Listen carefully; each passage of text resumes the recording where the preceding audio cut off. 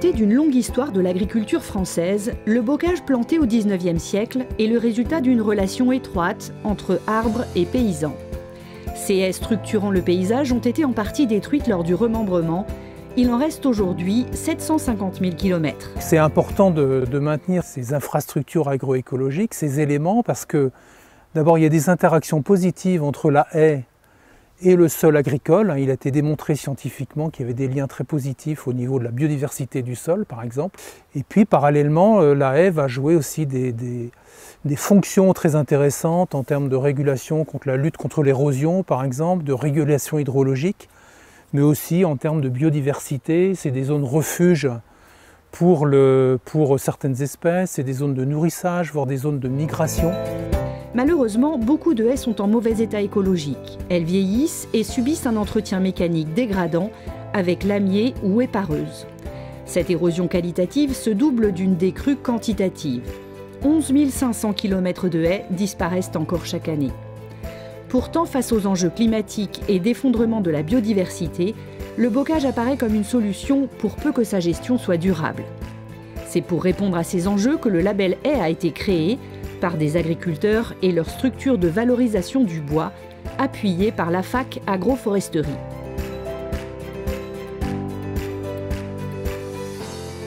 J'ai pratiqué 12 ans de lamier, donc 12 ans de pratique mécanique. Et puis j'ai brûlé ce bois, je l'ai entassé dans les coins de champ et un jour je me suis dit c'est pas possible, on ne peut pas continuer comme ça. Et depuis 12 ans, donc, je me suis remis à la tronçonneuse et puis le paysage a changé.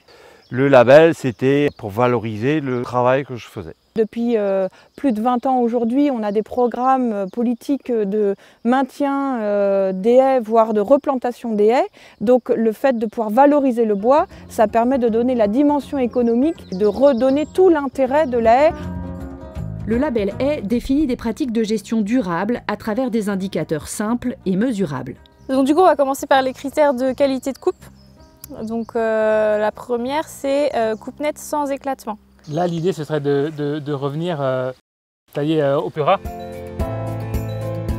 Côté gestionnaire de haies comme les agriculteurs, le label exige, entre autres, un plan de gestion durable et des prélèvements réfléchis, des coupes qui conservent une haie large et dense, permettant la cicatrisation et la formation de nouvelles racines, et aucun désherbage à proximité de la haie. Ce label est d'abord un outil d'accompagnement. Le cahier des charges, il y a 3 niveaux. Donc en fait, les critères, on les a classés par niveau. Et donc on ne va pas tout demander d'un coup à l'agriculteur. Mais les agriculteurs qui débutent, l'idée, c'est vraiment de les accompagner. Donc en fait, nous, on va les voir tous les ans ou tous les 2 ans. Accompagner aussi d'autres agriculteurs qui peuvent être dans les niveaux du label supérieur pour du coup leur donner des conseils et puis les faire progresser, quoi.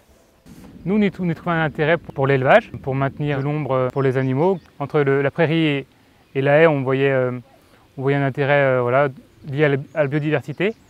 Et puis ensuite, on cherchait à valoriser le bois de manière à ce qu'il tombe dans des circuits de collecte qui soient sensés, qui soient cohérents.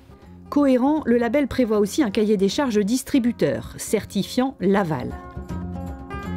La traçabilité de la ressource et l'origine, c'est-à-dire que le bois labellisé que l'on vendra proviendra d'exploitations labellisées. Le bilan carbone, et là on prend souvent l'exemple de 1 m3 transporté, 1 km parcouru, donc ce qui fait le lien aussi avec la notion de filière locale, et puis la rémunération équitable des producteurs, qui est très importante pour nous. Le fait qu'on ait ce label de la gestion du bois bocage, c'est une garantie de qualité pour la production du bois.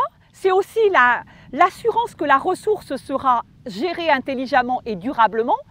Et puis c'est aussi la capacité à faire que les labels, un label plutôt touristique ou patrimonial, parce que le bocage c'est aussi du patrimoine, rejoignent un label qui lui gère plutôt une activité économique.